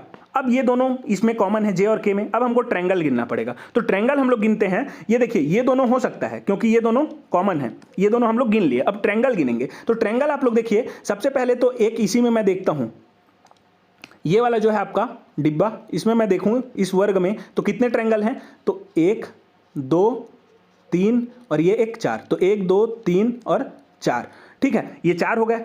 अब वैसे ही इसी में मैं और 4 निकाल दूं तो इसी ट्रायंगल में कैसे 4 निकलेंगे, तो एक ये वाला ट्रायंगल हो गया, एक ये दूसरा वाला ट्रायंगल हो गया, एक डायगोनल के साथ 2 हो गए, और इसके साथ में एक और ये एक 2, मतलब एक ये जो स्क्वायर है इसके साथ में मैं कितना यहाँ पे ट्रायंगल निकाल लिया, तो 8 ट्रायंगल। तो यहाँ से मैंने 8 ट्रायंगल निकाला, वैसे ही यहाँ से भी 8 ट्रायंगल निकाल लूंगा। और इसके बाद 1, 2, 3, 4, यहाँ तो आप लोग को दिख रहा है 4, ठीक है। तो 8, 8, 16, 4 कितने हो गए, 20 हो गए टोटल। अब मेरे को देखना है 21 आएगा कि 22, क्योंकि 20 तक तो मैं गिन लिया। अब एक होगा आपका ये वाला, दोनों स्क्वायर को मिला करके देखेंगे तो ये रेक्टेंगल में एक ट्रायंगल और ये एक ट्रायंगल, मतलब कि 2 और आ गए। तो 20, 2 कितने हो गए, 22 हो गए। तो 22 ट्रायंगल है, 13 स्ट्रेट लाइन है, 7 स्क्वायर, मतलब ऑप्शन नंबर के इसका क्या हो जाएगा, आंसर हो जाएगा। ठीक है चलिए अगला देखेंगे। अगला क्वेश्चन है आपका ऑप्शन नंबर के मतलब कि ऑप्शन नंबर ए हो जाएगा जी, सॉरी के इसका केवल के आंसर होगा, तो ऑप्शन नंबर ए इसका आंसर होगा। 63 देखेंगे तो इसमें अगला श्रेणी क्या आएगा, तो देखिए 3 से आपका 5 जाएंगे तो आपका +2 हो रहा है, ठीक है। 3 से 5 जाएंगे तो 3 से 5 में आपका यहाँ पे धन 2 हुआ। अब उसके बाद यहाँ से धन 4 हुआ, धन 2, धन 4, यहाँ से यहाँ गए तो धन 6, यहाँ से यहाँ गए तो धन 8, यहाँ से यहाँ गए तो धन 10, यहाँ से यहाँ गए तो धन 12, यहाँ से यहाँ गए तो धन 14, यहाँ से यहाँ गए तो धन 16 होना चाहिए। तो अगला जो अपना नंबर आएगा वो 59 में 16 जोड़ करके आ जाएगा, तो ये आ जाएगा आपका 75। तो आंसर हो जाएगा ऑप्शन नंबर डी। चलिए अगला देखेंगे 64 नंबर क्वेश्चन। यहाँ आपको देखना है जैसे भोपाल मध्य प्रदेश में है वैसे ही भुवनेश्वर कहाँ है, तो उड़ीसा में है। तो ऑप्शन नंबर डी इसका, सॉरी बी इसका आंसर हो जाएगा। अब इसमें सही क्रम में आपको जमा 65 नंबर क्वेश्चन यहाँ पे देखेंगे, निम्न का सही अनुक्रम है। तो सही आप लोग जमाएंगे तो सबसे पहले आपका ऋग्वेद आएगा 1 नंबर में, दूसरे में यजुर्वेद, तीसरे में सामवेद, चौथे में अथर्ववेद। तो MLK ऑप्शन नंबर बी इसका क्या हो जाएगा, आंसर हो जाएगा। अगला देखेंगे 66 नंबर क्वेश्चन, इन संख्याओं का सही क्रम में व्यवस्थित करें। तो सही क्रम में व्यवस्थित करना है। अब आपको यहाँ पे बढ़ते या घटते क्रम में नहीं दिया गया है, तो ऑप्शन भी आप लोग देखेंगे तो केवल बढ़ते क्रम में दिया है। तो पहले तो O आएगा, फिर उसके बाद मतलब 5 के बाद 9 आता है, तो O के बाद आपका क्या आना चाहिए, K आएगा, K के बाद में L, L के बाद में M, M के बाद में N। बहुत आसान क्वेश्चन था, OKLMN, OKLMN, option number B इसका क्या हो जाएगा, आंसर हो जाएगा। अगला देखेंगे सेम यही क्वेश्चन है यहाँ पे भी, इसमें भी आपको क्या करना है, सीक्वेंस में जमाना है। तो सबसे छोटे से बड़े हम लोग देखेंगे और बड़े से छोटे दोनों ऑप्शन रहता तो विलोपित होता, लेकिन यहाँ पे केवल एक ही ऑप्शन दिया है छोटे से बड़े वाले में। तो यहाँ पे आप लोग देखेंगे सबसे छोटा कौन सा है, तो 10 है, मतलब कि L सबसे पहले आएगा, फिर उसके बाद आपका कौन सा है 17 है तो N आएगा, फिर उसके बाद कौन सा है 26 है तो M आएगा, फिर उसके बाद 37 है तो K आएगा, फिर उसके बाद लास्ट में O आएगा। तो LNMKO, LNMKO, मतलब ऑप्शन नंबर डी इसका क्या हो जाएगा, आंसर हो जाएगा जी। चलिए अगला देखें। अगला क्वेश्चन है आपका 68 नंबर क्वेश्चन। यहाँ पे दिया है silver is not used for making wire, मतलब कि तार बनाने के लिए चांदी का प्रयोग नहीं किया जाता, ठीक है। अगला देखेंगे चांदी कुचालक है। तो देखिए ये तो सही है, ये गलत है। हम लोग यहाँ पे इसको क्यों सही बोल रहे हैं, जनरली जो है चांदी को क्या हम लोग तार बनाने के लिए यूज करते हैं क्या, नहीं, क्योंकि ये महंगा है, महंगा है इसलिए हम लोग इसको उपयोग नहीं करते। अब इसका मतलब ये नहीं हुआ कि महंगा है तो हम लोग यूज नहीं कर रहे हैं, तो ये कुचालक है। रहने के लिए तो ये बेस्ट कंडक्टर ऑफ इलेक्ट्रिसिटी है, ठीक है, one of the best conductor, मतलब जो आपका क्या है सुचालक रहता है उसमें कॉपर के साथ साथ जो है आप लोग सिल्वर को भी रख सकते हैं, मतलब सबसे अच्छा जो आपका सुचालक है उनमें चांदी को भी हम लोग रख सकते हैं, लेकिन महंगा होने के कारण हम लोग इसको तार नहीं बनाते। तो पहला तो सही है, तार नहीं बनाते हम लोग चांदी का, ठीक है, तार बनाने के लिए प्रयोग नहीं करते चांदी को, तो ये तो सही हो गया। लेकिन ये कुचालक है, ये गलत है। तो ए सही है, आर गलत है, मतलब कि ए सही है और आर गलत है, किसमें है? तो ए सत्य है, आर असत्य है, ऑप्शन नंबर सी, ठीक है। चलिए अगला देखेंगे। अगला क्वेश्चन है आपका यहाँ पे, जब व्यक्ति यह अनुभव करते हैं कि उनके व्यवहार को प्रतिबंधित किया जा रहा है तो वे एक विशेष प्रकार से प्रतिक्रिया करते हैं जिसे खाली स्थान कहा जाता है। अब इसका आंसर क्या हो जाएगा? इसको बोलते हैं मनोवैज्ञानिक प्रतिघात। ये जो करता है विशेष प्रकार का एक प्रतिक्रिया, उसको क्या बोलते हैं? मनोवैज्ञानिक प्रतिघात, ठीक है। अगला देखेंगे, निम्न आकृति के दर्पण में ऊर्ध्वाधर छवि के लिए सही विकल्प करें। तो दर्पण जब भी आप लोग देखेंगे तो दर्पण के लिए आपको सामने में मिरर रखना रहता है, ऐसे करके, ठीक है, सामने में मिरर रखेंगे। और जब पानी वाला बोला जाएगा तो पानी के लिए हम लोग नीचे में यहाँ पे मिरर रखते हैं, ठीक। तो देखिए मिरर बोला है, यहाँ पे ऊर्ध्वाधर बोल भी दिया है, वर्टिकल, तो ये वाला हमको देखना है, ठीक है। तो चलिए अब इसको हम लोग यहाँ पे, जैसे यदि आप लोग यहाँ पे मिरर रखते हैं तो ये मिरर में आपको कैसे दिखेगा? ये एरो कहीं ऐसा करके दिखेगा, ऐसा, ठीक है, इधर ऐसे रहेगा। तो ऐसे वाला एरो आपको देखने को मिल रहा है बी नंबर में और एक डी में मिलेगा, लेकिन बी को हम लोग यहाँ पे देखेंगे तो ये बी होगा। अब ये जो है आपका मिरर के पास में है, यहाँ पे पास में आ रहा है मिरर से, तो ये वाला इधर भी पास में आएगा ऐसे करके, ठीक ना। और ये वाला मिरर से दूर में है तो यहाँ भी ऐसे करके दूर में आएगा। तो देखिए ये बिल्कुल सही बैठ रहा है आपका ऑप्शन नंबर बी। और ये जो आपका धन है यहाँ पे है और गोला में है ऐसे करके, तो ये आपका सेम आ रहा है, तो ऑप्शन नंबर बी इसका क्या हो जाएगा? आंसर होगा। डी को आप लोग देखेंगे तो डी में कहीं ना कहीं आपको अलग देखने को मिलेगा, देखिए एरो इसमें साइन चेंज है, तो बी इसका आंसर होगा। अगला देखेंगे हम लोग 71 नंबर क्वेश्चन, समूह संचार की विशेषताओं पर विचार कीजिए। अब समूह संचार की विशेषता जो है इनमें आपको इसको पढ़ना पड़ेगा 71 का, तो इसमें आपका आंसर हो जाएगा ऑप्शन नंबर सी। 1, 2, 3 इसमें जो है समूह संचार की क्या क्या है विशेषता है, कौन कौन सी? 1, 2 और 3, 1, 2 और 3। तो ऑप्शन नंबर सी इसका क्या होगा? आपका आंसर होगा। इसको आप लोग ध्यान में रखेंगे, ऑप्शन नंबर सी इसका क्या हो जाएगा? आंसर हो जाएगा। चलिए अगला देखें, अगला क्वेश्चन है 72 नंबर, जनसंपर्क अधिकारी के कार्यों में शामिल है। तो जनसंपर्क अधिकारी के जो कार्य हैं उनमें कौन कौन सा शामिल है इसमें? तो सभी 1, 2, 3 और 4। वो क्या करेगा? द्विपक्षीय संवाद स्थापित करेगा, मतभेदों और संघर्षों को समाप्त करेगा, विभिन्न मुद्दों पर लोगों को जोड़ेगा और राष्ट्रीय मुद्दों की जानकारी देगा। तो 1, 2, 3, 4 इसका आंसर होगा, मतलब कि ऑप्शन नंबर कौन सा हो जाएगा? ऑप्शन नंबर सी इसका आंसर हो जाएगा 72 का, ठीक है जी। चलिए अगला देखेंगे 73 नंबर क्वेश्चन। तो 73 नंबर क्वेश्चन यदि हम लोग यहाँ देखें, क्या दिया गया है? निम्नलिखित में से किस शहर में मेट्रो रेल चलती है? तो मेट्रो रेल आपका जो है छत्तीसगढ़ में चलता है क्या? बिलासपुर में? नहीं, तो एम तो होगा ही नहीं। बाकी जे, के और एल इन सभी जगह क्या चलता है? मेट्रो रेल चलता है, मतलब कि जे, के, एल तीनों सही है, मतलब ऑप्शन नंबर बी आपका यहाँ पे जो देख रहे हैं आप लोग वो इसका आंसर हो जाएगा, ठीक है। तो ऑप्शन नंबर बी इसका क्या होगा? सही उत्तर होगा, ऑप्शन नंबर बी। अगला देखेंगे हम लोग, संप्रेषण का सही अनुक्रम है। तो संप्रेषण में सबसे पहले होता क्या है? तो सेंडर जो रहता है, सेंडर वो क्या करता है? एनकोडिंग करता है। सबसे पहले मैसेज को हम लोग ऐसे एनकोडिंग करेंगे कि कोई दूसरा इसको पढ़े तो समझ ना सके, तो एनकोडिंग करेगा तो मैसेज बनेगा। मैसेज बनता है, उसको हम लोग किसको भेजते हैं? तो रिसीवर को भेजेंगे। रिसीवर के पास जाएगा, वो क्या करेगा? इसको डिकोड करेगा। डिकोड करने के बाद उसको क्या करेगा?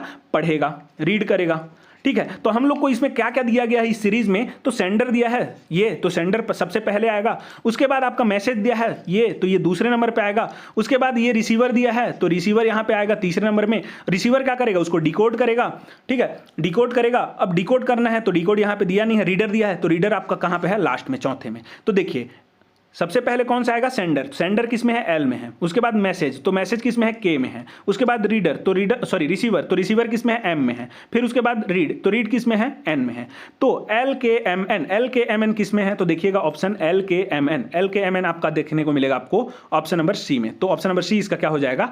आंसर हो जाएगा, ठीक है। 74 का आंसर हो जाएगा ऑप्शन नंबर सी। 75 देखेंगे, कथन और कारण दिया गया है। अधिक ऊंचाई पर भोजन पकाने के लिए नमक डाला जाता है, ऐसा बोला गया है, और अधिक ऊंचाई पर तापमान कम होता है। तो देखिए रहने के लिए दोनों सही है, अधिक ऊंचाई पर तापमान कम होता है और अधिक ऊंचाई पर भोजन पकाने के लिए नमक भी डाला जाता है, दोनों सही हैं। लेकिन ये जो स्पष्टीकरण है ये सही नहीं है, व्याख्या सही नहीं है। तो इसका आंसर क्या हो जाएगा 75 का? ऑप्शन नंबर बी, सही व्याख्या नहीं है। दोनों सही है लेकिन व्याख्या सही नहीं है। चलिए अगला देखेंगे, अगला क्वेश्चन है 76 नंबर क्वेश्चन। अब इसमें आपको सॉल्व करना है। देखिए जो जो बोला गया है उसको आप लोग वैल्यू रखते जाइए। मैं इसमें सबसे आसान जो है उसको एक बार रखता हूं यहाँ पे, क्योंकि मेरे को सबसे आसान ये लग रहा है। यहाँ आप लोग देख पा रहे हैं पाई को मैंने प्लस रखा, तो 77, और पाई के जगह में मैंने धन और 27 है, और किसको मैंने ट्रायंगल लिया है? तो यहाँ पे ऋण को मैंने ट्रायंगल लिया है, ऋण 99। तो 77 ऋण कितना? सॉरी ये 72 है जी, 72 ऋण 27 कितना होगा 99, 99 ऋण 99 कितना हो जाएगा 0। तो बी का 1, तो बी का 1 आपको केवल एक ही ऑप्शन में देखने को मिलेगा, बी का 1 ऑप्शन नंबर बी में। तो यहां से आप लोग ऐसे करके सब इसको वैल्यू को पुट करके देख लीजिएगा, ऑप्शन नंबर बी इसका आंसर हो जाएगा जी। चलिए अगला देखें, अगला क्वेश्चन है आपका यहाँ पे 77 नंबर क्वेश्चन। आप विश्वविद्यालय के प्रमुख हैं तथा आपके सामने छात्र संघ ने शिकायत रखी है कि विश्वविद्यालय में आयोजित परीक्षाओं में अनियमितताएं हो रही हैं। ऐसी स्थिति में आप क्या करेंगे? तो ऑप्शन आप लोग देख पा रहे हैं, इसमें आपको डिसीजन लेना है, ठीक है, वो आपको बताना है आंसर में। तो इसका आंसर आप लोग यहाँ पे देखेंगे तो पहला आप लोग पढ़िए, छात्र संघ के प्रतिनिधियों को अनियमितताओं का ठोस साक्ष्य रखने कहेंगे। दूसरा आप लोग देखेंगे, एक परिपत्र जारी करेंगे जिसमें यह साफ साफ लिखा होगा कि अनियमितताओं के दोषी लोगों के खिलाफ सख्त कार्यवाही की जाएगी। तीसरा आप लोगों का एक जांच समिति बनाएंगे जो अनियमितताओं की शिकायत की जांच करेगी। चौथा आप लोग देखेंगे, निजी तौर पर इस बात की जांच करेंगे कि कौन कौन इस अनियमितता में शामिल है। तो सबसे पहले तो इसमें जब आप लोग पढ़ेंगे तो सबसे सही आपका कौन सा है? तो ऑप्शन नंबर सी इसका सबसे सही लग रहा है। तो इसका आंसर क्या हो जाएगा आपका? Option number C. एक जांच समिति बनाएंगे जो कि अनियमितताओं का जो शिकायत आ रहा है उसको जांच करेगा कि सही में ऐसा कुछ अनियमितता हो रहा है कि नहीं। उसके बाद जो है ये स्टेप लिए जाएंगे, अलग अलग जो स्टेप दिए गए हैं वो सबसे पहला स्टेप आप क्या करेंगे? ऑप्शन नंबर सी, ठीक है। तो आंसर होगा ऑप्शन नंबर सी। अगला देखेंगे, यदि धन का अर्थ 18 है, तो ऐसा क्वेश्चन जब भी आता है तो सबसे पहले ये जो दिया है इसको साइन के बिना आप लोग लिख लीजिए, ठीक है। साइन के बिना कैसे? तो यहां पे देखेंगे 18 दिया है तो 18 लिख लिया, स्पेस छोड़ दिया 6, फिर उसके बाद 27, फिर 3, फिर 12। अब देखिए धन के जगह में क्या बोल रहा है? भाग। धन कहां पे है? तो धन 27 और 3 के बीच में है, तो धन के जगह मैंने भाग लिख लिया है, यहां पे भाग का चिन्ह।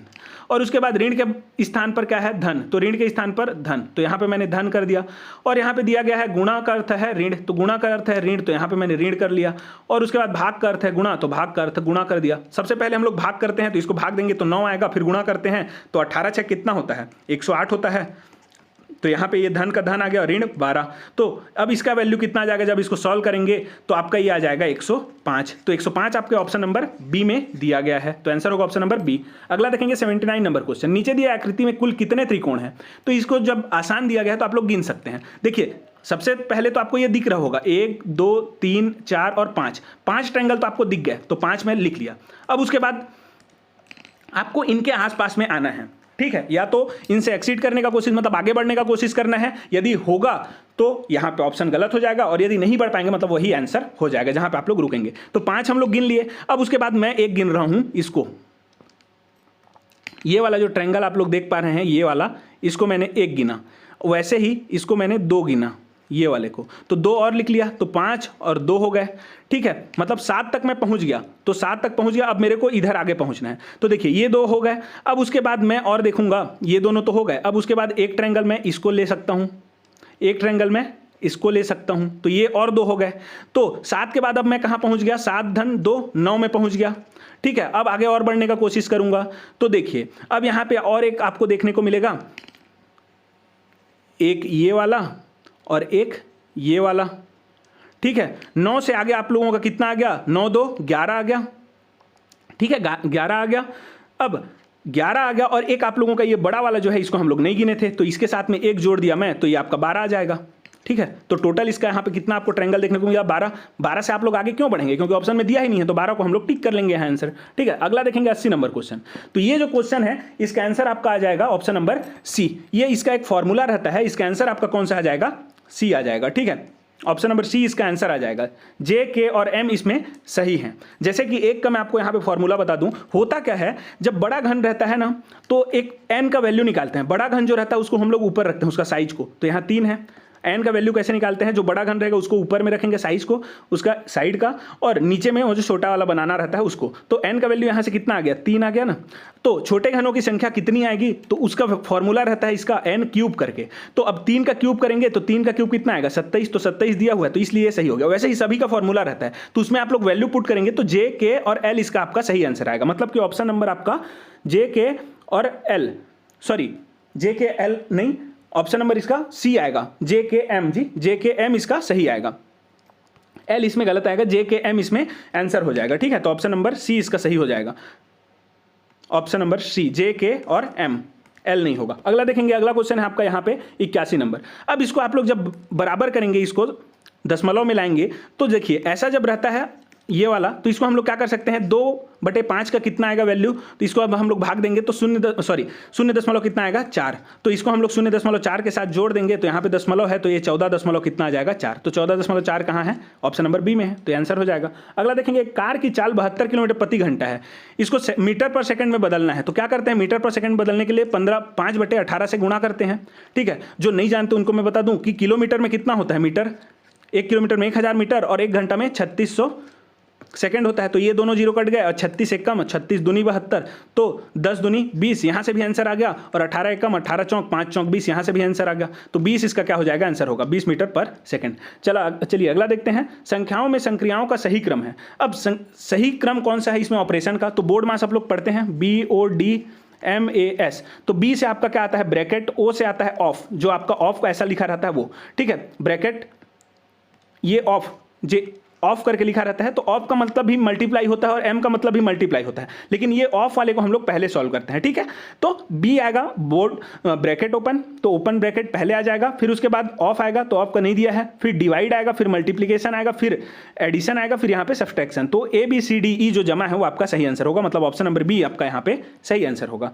चलिए अगला देखेंगे 84 नंबर क्वेश्चन, सही सुमेलित करना है, तो इसमें आप लोग देखेंगे एलसीएम जब निकालेंगे 6 और 20 का, तो 6 और 20 का एलसीएम कितना आता है 60 आता है, ठीक है। 6 और 20 का आप लोग एलसीएम निकालिए, कैसे निकालेंगे, ऐसे करके निकालते हैं, 2 तिया 2 दहम, 2 तिया 3 ही लिख लिए, इसको 5 लिख लिए, ठीक है। और यहाँ से 3 और 5 आएंगे, एक बार 3 से एक जाएगा, 5 आया, 5 से एक बार जाएगा, तो देखिए 2 दूनी 4, 4 पंचे 20, 20 तिया 60, तो 60 इसका आ जाएगा। एलसीएम कितना आएगा, ए का 1 आएगा, ए का 1 केवल ऑप्शन नंबर ए में है, तो केवल ऑप्शन नंबर ए में ही ए का 1 है, और बी का 2, सी का 3, डी का 4, तो एक ही को आप लोग यदि निकाल लेते तो पूरा आंसर आ जाता। अब बाकी इसमें देख लेंगे, एचसीएफ जब निकालेंगे 6 और 20 का, तो दोनों में कॉमन फैक्टर क्या है, 6 को हम लोग 2 गुणित 3 लिख सकते हैं, 20 को हम लोग क्या लिख सकते हैं 2 गुणित 10 लिख सकते हैं, 10 में तो 3 आएगा नहीं, तो 2 ही इसका कॉमन फैक्टर होगा, तो ये भी सही मिला हुआ है। अब एलसीएम 9 और 20 का जैसे निकालेंगे, तो जैसे मैंने इसका बताया वैसे ही आप लोग निकाल लेंगे, और 9 और 20 में आपका क्या एचसीएफ निकालेंगे, तो 9 को हम लोग क्या लिख सकते हैं 3 गुणित 3 लिख सकते हैं, गुणित में 1 लिख सकते हैं, 20 को भी हम लोग क्या लिख सकते हैं 2 गुणित 10 गुणित में 1 लिख सकते हैं, तो देखिए कॉमन कहीं पे है क्या, नहीं, केवल 1 है, तो 1 इसका एचसीएफ हो जाएगा, ऐसे करके सभी मिला हुआ है, ठीक है, तो 1 2 3 4 इसका आंसर हो जाएगा, ऐसे करके मिलेगा, मतलब ऑप्शन नंबर ए इसका आंसर है। अगला देखेंगे 85 नंबर क्वेश्चन, अब इसको जो है आरोही क्रम मतलब असेंडिंग ऑर्डर में छोटे से बड़े में आपको जमाना है, तो इसका क्रम क्या होगा, तो सबसे पहले तो निम्नलिखित संख्याओं को आरोही क्रम में व्यवस्थित करें, ऐसे करके आपको दिया रहेगा, तो के पहले आ जाएगा, उसके बाद सबसे बड़ी और छोटी संख्या हम लोग देखेंगे, बड़ी को सबसे लास्ट में रखेंगे, छोटी को सबसे पहले रखेंगे, तो ये भी दूसरा स्टेप आएगा। तीसरा स्टेप में क्या करते हैं, सबसे छोटे को रखते हैं, फिर उसके बाद जो अगला उससे बड़ा रहता है उसको रखते हैं, तो उसी को बोला गया है कि 1971 सबसे छोटा है यहाँ पे, तो उससे बड़ी अगली संख्या जो है उसको हम लोग रखेंगे, तो ये सही है ये स्टेप। उसके बाद क्या करते हैं, इसी प्रकार जो पिछला छोटा संख्या है उससे बड़ी अगली संख्या को लिखेंगे, मतलब m से जो बड़ा आएगा उसको अब हम लोग लिखेंगे, तो n यहाँ पे आ गया, ये स्टेप आएगा m के बाद। उसके बाद लास्ट में जो आएगा इसको जब हम लोग जमाएंगे तो यहाँ पे दिया गया है असेंडिंग ऑर्डर में ऐसे कुछ जमेगा करके, तो ये भी सही है, तो KLMNO ये बिल्कुल सही जमा हुआ है, तो KLMNO मतलब कि आपका ऑप्शन नंबर सी यहाँ पे सही आंसर हो जाएगा। चलिए अगला देखेंगे, अगला क्वेश्चन है आपका यहाँ पे 86 नंबर क्वेश्चन। अब कौन से शून्य को प्रदर्शित नहीं करता, तो देखिए आप लोग बेसिक लेवल पे देखेंगे तो यहाँ पे आपका 0/2 है, तो ये तो 0 को प्रदर्शित करेगा, ठीक है, करेगा ये, और 10 - 10 क्या हो जाएगा, ये 0 हो जाएगा, बटे में 2 सेम आ गया, तो ये भी होगा।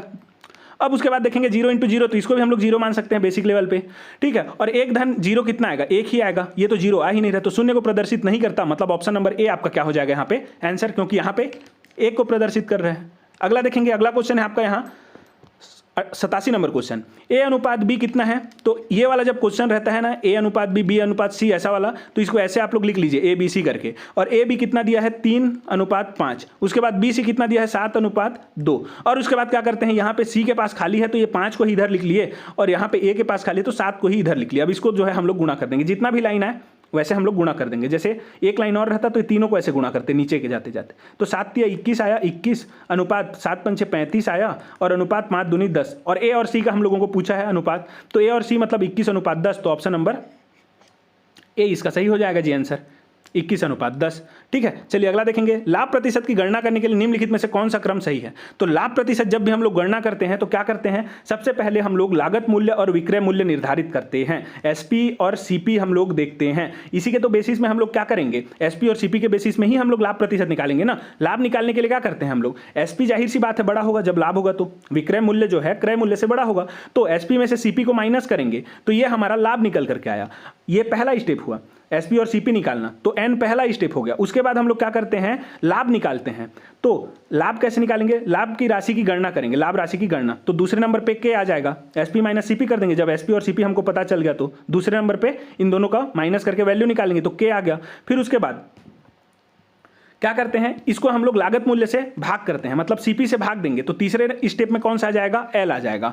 ठीक है, एल आ जाएगा। फिर उसके बाद हम लोग क्या करते हैं, चौथे नंबर पे यहाँ पे इसको 100 से गुणा करते हैं, तभी तो ये प्रतिशत में आएगा। तो चौथे नंबर पे 100 से गुणा करेंगे तो एम आ जाएगा। फिर लास्ट में जो परिणाम आएगा उसको लिख देंगे तो ओ आ जाएगा। तो NKLMO, NKLMO इसका आंसर क्या आ जाएगा, NKLMO, मतलब कि ऑप्शन नंबर आपका यहाँ पे सी इसका आंसर हो जाएगा।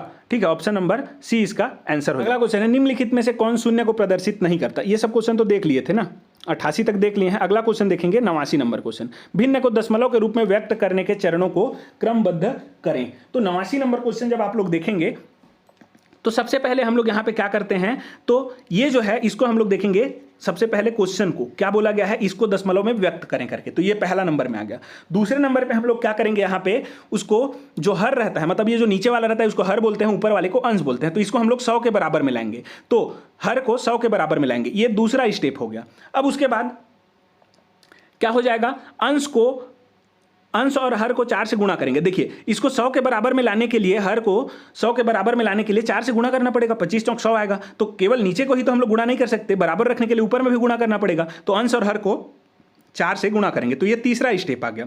अब उसके बाद कुछ ऐसा हम लोगों का बनेगा व्यंजक, तो ये चौथा स्टेप। पांचवां नंबर में इसका दशमलव रूप कितना आ जाएगा, ये 2 जीरो है तो 2 के सामने में यहाँ पे दशमलव लग गया, तो ये आ जाएगा आपका पांचवां स्टेप। तो यहाँ आप लोग देख पा रहे हैं क्या निकल करके आया आपका MLOKN ऐसे करके आया, तो ऑप्शन नंबर बी इसका क्या हो जाएगा, आंसर हो जाएगा। ठीक है, चलिए 90 नंबर क्वेश्चन देखते हैं। यहाँ पे दिया गया है, नीचे दिए गए कथन और कारण में आपको सही बताना है, क्या आपका सही होगा। तो कथन दिया गया है किन्हीं दो धनात्मक पूर्णांकों का ए और बी का, बी के लिए क्या दिया गया है, ए और बी के लिए HCF जो रहेगा ए बी का और एलसीएम जो रहेगा ए बी का, उन दोनों का जो है गुणनखंड किसके बराबर होगा, ए और बी के गुणनफल के बराबर होगा। ठीक है, तो ऐसे करके हम लोग इसका एक फॉर्मूला लिखते हैं। ठीक है, किसी भी दो संख्या रहता है जो धनात्मक पूर्णांक रहते हैं जैसे ए और बी, तो इसका एक फॉर्मूला रहता है ए इंटू बी बराबर ए और बी का HCF इंटू में इन दोनों का एलसीएम। तो ये सही है, पहला कथन सही है, ये फॉर्मूला है। दूसरा यहां पे देखेंगे तीन संख्याओं का गुणनफल उनके एलसीएफ और एलसीएम के गुणनफल के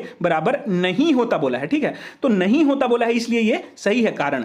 ठीक है, कारण सही है लेकिन व्याख्या सही नहीं करता। देखिए तीन संख्याओं का जो गुणनफल है जैसे ए बी और सी, इन तीनों को यदि हम लोग गुणा करेंगे तो इन तीनों का एलसीएम और एचसीएफ के बराबर में ये नहीं होगा, गुणनफल के बराबर में ये नहीं होगा। तो नहीं होगा बोला है, मतलब इक्वल नहीं होगा, तो ये सही है, इक्वल नहीं होता है, तो ये भी सही हो जाएगा। दोनों सही हैं लेकिन ये व्याख्या जो है ये सही नहीं कर रहा है। तो ऑप्शन नंबर बी इसका क्या हो जाएगा, आंसर हो जाएगा। ए और आर दोनों सही हैं लेकिन आर जो है ए का सही व्याख्या नहीं कर पा रहा है। चलिए अगला देखेंगे 91 नंबर क्वेश्चन। इसमें क्या दिया गया है, कौन सा सत्य है। अब देखिए ये बोल रहा है 30 का 40% 12 के बराबर है। तो 30 का 40% जब आप लोग निकालेंगे तो कैसे निकालते हैं, 30 इंटू 40 बटे में 100 करेंगे तो ले दे करके आपका यहाँ से 0 0 कट जा रहा है, तो 3 और 4 को ही हम लोग मल्टीप्लाई कर रहे हैं, तो 3 4 12, तो इन 3 और 4 को मल्टीप्लाई कर देंगे जब दोनों तरफ एक एक 0 है। तो वैसे ही 6 और 5 को गुणा करेंगे तो 30 आ जाएगा, ये भी सही है, ये भी सही है। और 6 का 100% कितना होगा, सॉरी 60 का 100% 60 ही ना होगा जी, 100 थोड़ी ना होगा, तो ये गलत हो जाएगा। निकाल के देखिए 60 का 100% कितना होगा, 100 बटे 100 करेंगे, 100 100 कट गया तो 60 के बराबर आया,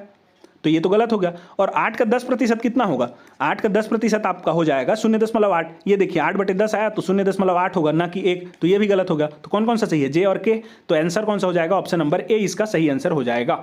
चलिए अगला देखते हैं। अगला क्वेश्चन है आपका 92 नंबर क्वेश्चन। 8 बुकों का 20 किताबों से अनुपात है, तो 8 किताबों का 20 किताबों से अनुपात क्या हो जाएगा, 8:20। तो 8:20 को हम लोग ऐसे भी लिख सकते हैं या फिर इससे थोड़ा छोटा जाएंगे तो 8 को हम लोग दूनी, 4 दूनी और 4 पंछे ऐसे भी लिख सकते हैं। और इसको 2 2 से मैं मल्टीप्लाई कर दूं तो 2 दूनी 4 अनुपात 5 दूनी 10, ऐसे भी लिख सकता हूं मैं, ये तीनों एक ही हैं। तो देखिए कौन कौन सा दिया गया है, 2:5 दिया गया है, 4:10 दिया गया है, 8:20 नहीं है, तो जे और के इसका आंसर हो जाएगा, ऑप्शन नंबर सी इसका आंसर हो जाएगा।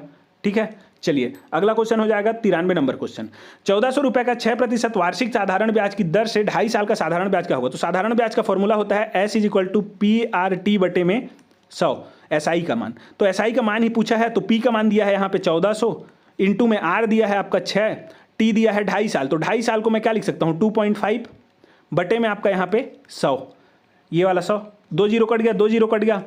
अब 25, अब इसको देखिए, ये 1 जीरो है तो नीचे में मल्टीप्लाई 10 कर सकता हूँ, ये यहाँ से डेसिमल हट गया, तो यहाँ पे 25 बचा, तो 5 पंछे और 5 दूनी, 2 एकम और 2 तिया, तो यहाँ पे आपका 14 गुणित कितना आ गया, 15, जिसका वैल्यू आ जाता है आपका 210। ठीक है, 210, तो आंसर हो जाएगा ऑप्शन नंबर डी।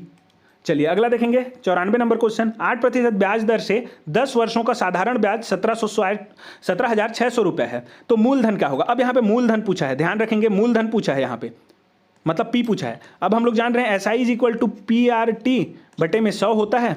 ठीक है, साधारण ब्याज से बहुत सारा क्वेश्चन आया है आज। तो देखिए SI का आप लोग ये जान रहे हैं PRT बटे 100 होता है, तो इसमें आपका क्या दिया गया है, साधारण ब्याज 17,600 रुपये है, मतलब SI दे दिया 17,600 रुपये। अब बोला गया है कि आपका मूलधन क्या है, तो P हमको निकालना है, R का वैल्यू दिया है 8, T का वैल्यू दिया है 10 वर्षों के लिए बटे में 100, तो 1 जीरो यहाँ से मैंने काट लिया। अब इसको तिर्यक गुणा करूंगा, तो 1 7 6 0 0 और 1 जीरो इसका आ जाएगा, तो ये 0 और 1 बटे में आ जाएगा 8 यहाँ पे, तो P का मान कितना हो जाएगा, 1,76,000 बटे में 8, और इसको मैं काट देता हूँ 8 से, तो 8 एक कम में कट गया, 8 दूनी 16, 8 दूनी 16 और 3 जीरो, मतलब कि 22,000 रुपये। तो P का मान कितना आ गया, 22,000 रुपये आया P का मान, तो आंसर कौन सा हो जाएगा, ऑप्शन नंबर सी इसका आंसर हो जाएगा। चलिए अगला देखें, साधारण ब्याज का सूत्र है, अभी हम लोग 2 बार यूज़ कर चुके हैं साधारण ब्याज का, यही हम लोग देख रहे हैं, S = P × RT। अब P निकालना है, तो यहाँ पे मैं P को रख लिया, बाकी को उधर कर दिया, तो P को मैं रख लूँगा लेफ्ट साइड में, सॉरी राइट साइड में, तो SI के साथ में नीचे से तिर्यक गुणा किया तो 100 आ जाएगा, और बटे में RT आ जाएगा। तो देखिए यही आ गया, ये वाला, तो ये भी सही हो गया, ये भी सही हो गया। अब R निकालना है, तो वैसे ही मैं यहाँ पे R को रख लूँगा, तो यहाँ पे मेरा R के जगह में क्या आ जाएगा, यहाँ P आ जाएगा, तो R के जगह में P आ जाएगा, तो ये PT आ गया। ठीक है, वैसे ही ये भी सही हो गया। अब मेरे को T निकालना है, तो मैं T को राइट साइड में रख लूँगा, तो T को राइट साइड में रखूंगा, तो यहाँ पे P के साथ में R आ जाएगा और T के साथ में P आ जाएगा, तो RP आ जाएगा, तो ये RP आ गया, तो ये भी सही हो गया। तो J K L M ये सभी सही हो जाएंगे। तो देखिए 95 का ऑप्शन नंबर डी इसका आंसर हो जाएगा, J K L M। ठीक है, चलिए अगला देखते हैं। अगला क्वेश्चन है 96 नंबर क्वेश्चन। निम्नलिखित में से कौन सा भिन्न सबसे छोटा है। जब ऐसा भिन्न दिया रहेगा तो अंश और हर को आपको देखना पड़ता है, अंश और हर। यदि अंश सभी का बराबर है, अंश सभी का बराबर है, तो नीचे में जो सबसे बड़ा रहेगा, यदि नीचे में जो सबसे बड़ा वैल्यू रहेगा वो सबसे छोटा भिन्न होगा, यदि सबसे बड़ा रहेगा हर तब। ठीक है, इसके लिए एक कंडीशन है क्या, अंश सभी में बराबर होना चाहिए। देखिए सभी में अंश बराबर है, 11 11 11 11, तो नीचे में जो सबसे बड़ा है वो भिन्न क्या हो जाएगा, सबसे छोटा। तो सबसे बड़ा किसमें है, इसमें C में 10 है, तो ये सबसे छोटा भिन्न होगा, तो सबसे छोटा भिन्न ऑप्शन नंबर C हो जाएगा। ठीक है जी, चलिए अगला देखेंगे 97 नंबर क्वेश्चन। ये दिया गया है, यदि किसी वस्तु का विक्रय मूल्य उसके क्रय मूल्य से अधिक है तो लाभ होगा। जाहिर सी बात है, इसको मैं उदाहरण के तौर पर समझाऊं, यदि आपने कितना 100 रुपये में एक क्या खरीदा है, यहाँ पे एक वस्तु खरीदा 100 रुपये में, 100 रुपये में वस्तु खरीदा और खरीदते हैं उसको हम लोग बोलते हैं CP, और उसी को मैंने 120 रुपये में बेच दिया, उसको हम लोग बेचते हैं उसको विक्रय मूल्य या फिर SP। तो आपको क्या हो रहा है, लाभ हो रहा है कितने का, 20 का, तो ये जाहिर सी बात है सही हो गया। दूसरा, लाभ की गणना SP - CP करते हैं, ठीक है, SP - CP के रूप में करते हैं, तो जाहिर सी बात है लाभ मैंने निकाला तो कैसे निकाला, 20 रुपये, SP - CP ही तो किया यहाँ पे, 120 - 100 किया, तभी तो मेरा लाभ निकल करके आया ना 20 रुपये। कैसे में जाना, 20 रुपये लाभ हुआ करके, SP - CP ही तो किया, तो ये भी सही है। तो कथन और कारण सही है, यहाँ पे एक्सप्लेनेशन भी सही है, तो एक्सप्लेनेशन भी सही है और कथन कारण सही है, तो ऑप्शन नंबर ए इसका सही आंसर हो जाएगा जी 97 का। अगला देखेंगे 98 नंबर क्वेश्चन। नीचे दिए गए संख्याओं में से अभाज्य संख्या की पहचान करें। अब अभाज्य संख्या, अभाज्य मतलब जो खुद से जाए और 1 से भाग जाए और किसी से ना जाए। तो 11 को हम लोग क्या लिख सकते हैं, 1 × 11, जब इसको हम लोग फ्रैक्शनलाइज करेंगे तो, ठीक है। 21 को मैं तो 3 × 7 कर सकता हूँ इंटू में 1, तो ये 7 से भी जाएगा, 3 से भी जाएगा और 1 से भी जाएगा और स्वयं 21 से भी जाएगा ये, ठीक है, 21 से भी जाएगा, तो ये तो अभाज्य होगा नहीं। 9 भी 3 से जाएगा, खुद से भी जाएगा और 1 से भी जाएगा, ठीक है, तो 9 से 3 से 1 से खुद से जाएगा, तो ये भी अभाज्य नहीं होगा। तो अभाज्य कौन कौन सा होगा, प्राइम नंबर 11 और 2। तो क्या बोला है, अभाज्य संख्याओं की पहचान कीजिए, तो J और M इसका आंसर हो जाएगा। तो J और M आपका ऑप्शन नंबर बी में है, तो आंसर होगा ऑप्शन नंबर बी। अगला देखते हैं, अगला क्वेश्चन है 99 नंबर क्वेश्चन। 25 में से 72% छात्र गणित में रुचि रखते हैं, कितने छात्र गणित में रुचि नहीं रखते? जाहिर सी बात है 25 हमारा क्या है, 100% है। अब 100% का जो है 72% लोग क्या करते हैं, रुचि रखते हैं। तो 72 हम लोग जब 100 में से घटाएंगे तो कितना आएगा, 28। तो 28% लोग रुचि नहीं रखेंगे, ये लोग रखते हैं तो ये नहीं रखेंगे 28% लोग। तो 25 का 28% जब हम लोग निकालेंगे तो वो रुचि नहीं रखने वाले होंगे। तो 25 गुणित 28 बटे में 100, ऐसे ही तो परसेंट निकालेंगे ना, 25 का 28%। तो 25 एक कम, 25 चौक, 4 एक कम, 4 सत्ते 28। तो 7 जो छात्र हैं वो गणित में रुचि नहीं रखते, मतलब ऑप्शन नंबर बी इसका क्या होगा, आंसर हो जाएगा। अगला देखेंगे 100 नंबर क्वेश्चन, जो कि आपका अंतिम क्वेश्चन है। यहां आप लोग देखेंगे लागत मूल्य। हम लोग लागत मूल्य किसको बोलते हैं, वह मूल्य जिस पर कोई वस्तु खरीदी जाती है। तो ए का क्या हो जाएगा, 3। जिस पर हम लोग खरीदते हैं उसको लागत मूल्य बोलते हैं, जिस पर बेचते हैं उसको विक्रय मूल्य। वह मूल्य जिस पर कोई वस्तु बेची जाती है। तो बी का 1 हो गया, ए का 3 हो गया। अब लाभ क्या होता है, तो विक्रय मूल्य और क्रय मूल्य का अंतर जब विक्रय मूल्य क्रय मूल्य से अधिक हो उसको हम लोग क्या बोलते हैं, लाभ बोलते हैं। तो सी का 2 हो गया। वैसे ही जो बचा डी का 4 हो जाएगा। क्रय मूल्य और विक्रय मूल्य के बीच का अंतर जब क्रय मूल्य अधिक हो विक्रय मूल्य से, उसको हम लोग हानि बोलते हैं। तो देखिए इसका आंसर क्या आ जाएगा, 100 नंबर क्वेश्चन का ऑप्शन नंबर ए इसका आंसर आ जाएगा। ऑप्शन नंबर ए इसका क्या हो जाएगा, आंसर हो जाएगा। तो पूरा हमने जो है आपको 1 से लेकर के 100 सभी क्वेश्चंस का यहाँ पे ऑथेंटिक सॉल्यूशन के साथ में एकदम आपको आंसर बताया है। ठीक है, सॉल्व करते हुए। यदि ये वीडियो आप लोगों को पसंद आया हो तो लाइक करें, अपने दोस्तों में से ज़्यादा से ज़्यादा शेयर करें और हमारे चैनल को सब्सक्राइब कर लें। चलिए, हमारे साथ अंत तक बने रहने के लिए आप सभी का धन्यवाद।